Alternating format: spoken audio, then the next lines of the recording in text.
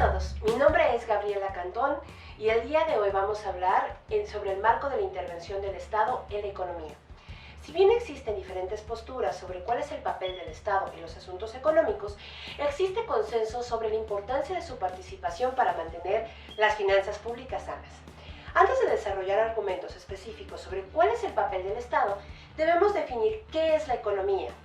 De acuerdo con Paul Samuelson, economista estadounidense y profesor del MIT, que por cierto ganó el Premio Nobel de Economía en 1970, se trata del estudio sobre cómo las sociedades utilizan recursos escasos para producir bienes valiosos y distribuirlos. A partir de esta definición hay que rescatar dos elementos clave: escasez y eficiencia. Por un lado, la escasez se refiere a una situación en la cual los bienes y servicios son limitados en relación con cuánta gente los requiere o necesita, es decir, la demanda. Por lo tanto, podemos deducir que es imposible que todos estemos satisfechos, por ejemplo, con la cantidad de agua. Es un recurso muy escaso, cada vez existen mayores dificultades para obtenerla. Por otro lado, la eficiencia se encuentra vinculada a la optimización de recursos para atender a la mayor cantidad de demanda, es decir, lograr más con menos. Los bienes y servicios a los que hago referencia son en general los que compramos y o vendemos en el mercado, definiendo al mercado como aquel escenario abstracto donde llevamos a cabo transacciones de grandes bienes, servicios o elementos financieros entre particulares y a los cuales se les asigna un precio determinado. El mercado no siempre es justo y transparente. A veces, compradores y vendedores están en situación de desventaja y llevan a cabo comportamientos indeseables, que les llamamos fallas de mercado.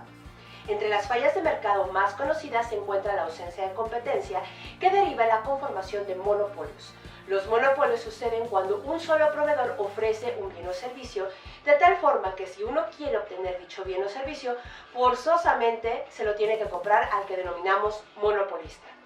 Como no tenemos otra opción, estos monopolistas pueden subir los precios generando descontentos en los consumidores. ¿Les viene a la mente algún ejemplo de monopolio?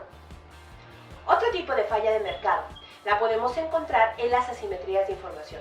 Estas son situaciones en las que un proveedor toma ventaja de los compradores simplemente por poseer mayor información en relación al bien o servicio que provee.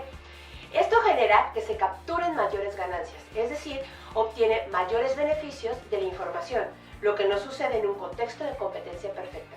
Un ejemplo bastante sencillo relacionado con este tipo de falla de mercado y muy común, que probablemente a todos nos ha pasado, es cuando vamos al mecánico. Cuando se descompone nuestro automóvil, el mecánico seguramente tiene mucho mayor conocimiento para estimar cuánto cuesta arreglarlo, los insumos necesarios, en dónde encontrarlos, los repuestos, etc. Pero una persona que no tiene los conocimientos para ello no tendrá idea de qué es lo que tiene el automóvil y peor aún, cuánto cuesta arreglarlo. Así, el mecánico puede aventajarse de la situación y cobrarnos más de lo que debería. ¿Les resulta familiar esta situación? ¿Alguna vez les ha pasado? Existen muchos otros tipos y ejemplos de fallas de mercado, pero con estos son suficientes para ilustrar más o menos que el Estado puede participar en la economía a fin de establecer reglas y condiciones que promuevan que estas injusticias no sucedan. El Estado no solamente participa en la regulación de transacción entre particular, en ocasiones el Estado también es proveedor directo de bienes y servicios. Para proveer los bienes y servicios públicos es importante que el Estado genere recursos de algún lado y a partir de lo que obtiene determine las prioridades y estrategias para atenderlas. En este contexto, las finanzas públicas se encargan de estudiar la hacienda pública, es decir, las actividades que el gobierno realiza para captar, administrar y aplicar los recursos financieros del Estado. Asimismo, para tener un panorama completo de la situación del país, es importante considerar aspectos como la producción, el empleo, el consumo y la inversión, los cuales se engloban como parte del concepto de la macroeconomía, una rama particular de la economía. Entre los instrumentos con los que cuenta el gobierno para incidir en la economía se encuentra la política fiscal y la política monetaria. Ambas son importantes ya que con ellas se pueden generar determinados efectos en la economía. La política fiscal, por un lado, hace referencia al manejo de los ingresos y los egresos del Estado. La política monetaria, por el otro, trata de las medidas que toma el Banco de México, que es el banco central de nuestro país, para determinar la cantidad de dinero que se tiene en circulación y los distintos tipos de interés. Ambas son muy importantes ya que interactúan para modificar la tendencia en la economía.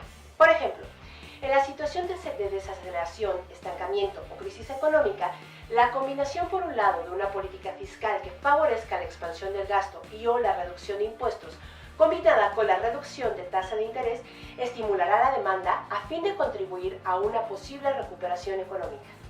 Así, los gobiernos deben tomar decisiones muy importantes acerca de qué estrategias utilizar con la finalidad de lograr estabilidad y desarrollo económico. Claro que esto no se puede hacer de forma aislada. Para que una estrategia tenga éxito debe tomarse en cuenta la participación de los sectores empresariales y de los sectores sociales organizados. También es importante que el Estado no esté al servicio de las grandes élites que constantemente se ven favorecidas por las fallas de mercado, sumiendo en la pobreza a la gran mayoría de la población. Así pues, el Estado debe recuperar su fortaleza como garante de la soberanía, la estabilidad y el Estado de Derecho, y también como árbitro de los conflictos, como generador de políticas públicas coherentes y como articulador de los propósitos nacionales.